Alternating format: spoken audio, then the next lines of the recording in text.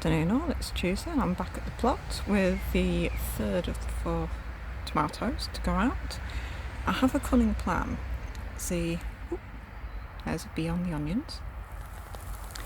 See, Tom and Sylvia very kindly said I could pop them in their polytunnel, which is very nice given that the site's affected by blight.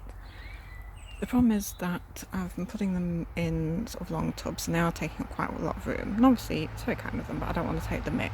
So my plan was to get, spinning around, a little grow house and put it there. I know it's a bit shady now because the tree's in the way of the sun, but it does get a fair amount of sun in the morning before lunch, so I think that'll be okay. Problem is though that the one I wanted to get from Argos is all sold out in my area, and it was quite good because it had sort of support cables that came down from the roof to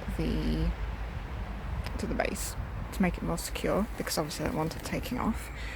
So my puzzle, or my little project has been what to do about the tomatoes. But, ladies and gents, I have a cunning plan. See, I had this big frame, I guess like baskets, that TNS gave me, that I haven't used yet. So, is that a bee fly? Off it goes. So my plan has been to put the plastic that was on my big long cloche over it, and ta-da! We have a little grow house. The long tubs, there's one or two, should fit inside perfectly. The wooden square bed frame that TNS also gave me is literally just the right size for it to pop inside, so hopefully, okay, maybe it's not too stable, but I don't know, I'll find a way to make it stable, and then hopefully that should work really well for my toms. Better get securing it then and moving them across. That will be the thing to do, actually tie it to the wooden frame. Genius.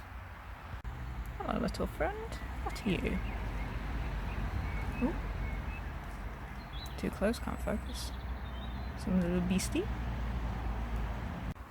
I'm thinking, dangerous I know, but it might be worth putting netting on one side just so there is a little bit of airflow through.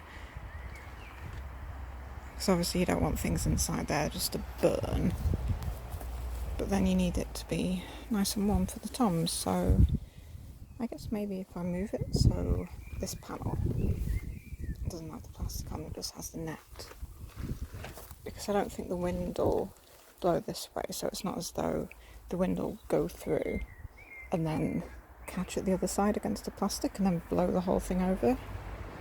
So we'll just have a little bit of airflow through but not let the wind in. So yeah, it's annoying that I didn't think of that before I then went and attached the plastic in place, but that's because, I don't know, I guess I could put it on this side. It's just about if the wind comes down and goes then is the whole thing just going to blow towards the fence? Because at the moment the wind is coming from... No, it's coming from behind me actually, it's coming from this direction. I don't even know. The wind, man. Which way would be best?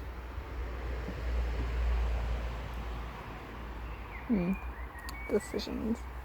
3 hours later. Well, that's it, with some help from my handsome assistant. It's not quite as stable as I thought it would be, even though it's been tied into the base. It's still a bit wobbly. I've got some of this netting up. Hopefully that's sort of tight enough to stop birds getting caught in it. And then this can detach down, and so if it's really cold overnight and I don't want any ventilation, that can drop down. And then this is sort of the door in, so that will detach there and here and t'other way, and then that should do this now. Given that I need to put at least one of the tomatoes in, and that comes down like that, and it's folded over here, so it's although to be honest I could just pop it, half of it in here. Yeah, that probably makes more sense. Yeah, so I've got the door that folds up. And yeah, I think that's reasonable. It definitely felt quite warm inside when I was doing it, but as usual, these things are never quite as neat as you think they're going to be, given that it's two bits of plastic to sort of bulldog clip together. So yeah, I guess I'll get the tomatoes in, and then, well, I'll get one of the tomatoes in, obviously. No sense moving all of them across in case it doesn't work and they all die, which I'd rather they didn't do. So one tomato in, see how it goes.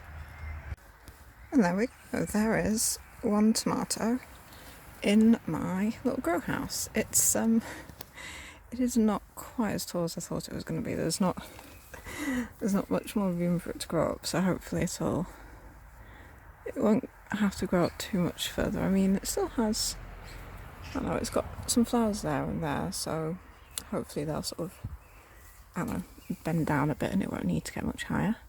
Just going to give it a bit of the old tomato feed. It's interesting, this one doesn't need diluting, you just use it as a concentrate with 100 ml, hence why I definitely didn't steal this from work, honest. So give it a nice feed, given that quite a few of the leaves at the bottom had gone all yellow, so I've taken those off, so it's in desperate need of a repot and a feed, and hopefully it'll be very happy in there. I think I'll keep a little window up to get some ventilation in, because it's getting pretty warm tomorrow, and then maybe towards the end of the week I'll pop it down at night if I'm in the area. That is kind of the problem really, given that in a way it's strange. You think, oh, I'm not sort of at work all the time, so I've got more time to come up here and do sort of bigger projects, but then because I'm not coming up to work and going past the allotment twice a day, I can't just sort of do like regular routine maintenance, like opening the vents on my little grow house or topping up the watering and things like that. So swings and roundabouts. And would you look at that, we've even got some of the straws going a bit red. Exciting. I wonder how long it'll be until I can have a nom on those. Yeah, unfortunately some of them aren't looking very well at all, so whether the actual overall crop is going to be quite low I'm not sure, but given that these were free, I mean these were just ones that were lurking around at the edge of the bed, it's, you know, not to be sniffed at. Hopefully I'll get some runners off them and then I'll get some nice new plants for next year. I was sure that I measured this netting, but it seems I did not, because it doesn't stretch all the way to the beetroot. I mean, hopefully they'll be big enough now to not need protecting from the birds, whatever was nibbling them. Next time I'm in, next time I'm up rather, I'll measure out some more netting and put that on, but that's a bit annoying. Oh well. The courgettes perked up a bit when I first got here. It was looking very sort of wilty and sorry for itself. I think just being under the cloche was too much for it and it got a bit dried out. So now it looks fine, although unfortunately a few of the flowers have died off, but we're still pretty early in the season, so I don't think that's anything to worry about. Given that we're getting like, I don't know, maybe down to 10 at the lowest, I think I'll leave it off. It could, I mean it's been hardened off, so I don't think the cold should bother it, if you can call it cold. Oh dear, doesn't look like the poor garlic enjoyed being transplanted. Maybe I should have left it by the lettuces after all. Oh well, lesson learned. Well, it's only been, I don't know, 2 days, so maybe it's too early to say whether the patchwork actually needs little propagators, but I mean the ones I left on, they're sort of pushing against the lid, so I think I'll take all of them off. Go on then. Chard, on the other hand, I think will definitely need one little propagator, as it hasn't been hardened off at all. Fingers crossed it survives and either doesn't get too cold or doesn't get cooked. I think I'll leave the cloches off these for now. I mean, if they live, great, but I'm not really holding out much hope either way, and I've got a few others at home. Oh dear, the new lettuces that I've put in are not looking very happy at all. Oh well, I mean I do still have, are there any others hiding under there? Oh, I do still have 1, 2, 3, 4, 5, 6, is that right? Yes, cool, I can count. I do still have 6 that are okay, which, and given how well the lettuces over there are doing, I think it's probably enough lettuce for now. This has stayed up surprisingly well, really, and the Romanesco broccoli are looking... trying to get my fingers snagged in. Are looking pretty happy. As well as the weeds at the back, but you know, such is life. So yeah, not bad, Amy, not bad. Pretty much all the leeks I popped in have survived, at least so far. I haven't managed to step on them too much. I mean, there's only one there. Oh, is that focused? But, you know, fingers crossed, nothing's pecked them all up yet, so that's something. Sylvia also gave me this little patty pan squash that had been given to her by someone else who had loads. I'm not really sure where I'm going to put it, given that I've got all those butternut squash that need to go in, but it did sound pretty fun, so I'm sure I'll find room for it. It's been in Sylvia's greenhouse, so I can't put it out just yet, which is useful because it's like 8:30 or something. So I'll take it home, hand it off on the balcony, and then it can go out in a couple of weeks or something.